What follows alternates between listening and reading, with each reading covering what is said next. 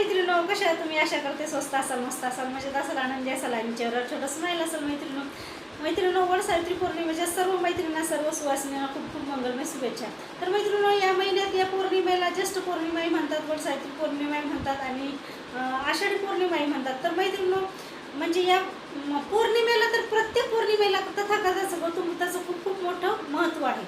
तर मैत्रिणींनो, हिंदू धर्मामध्ये परंपरा आहेच ती की म्हणजे या पौर्णिमेला जसं वडाचं झाड दीर्घकाळ टिकतं, तसंच आपल्या पतीला दीर्घ आयुष्य मिळण्यासाठी या झाडाची आज सुवासिनी पूजा करतात. मित्र खूप छान तयार होतात, साज सिंगार वगैरे खूप छान वाटतं, मस्त.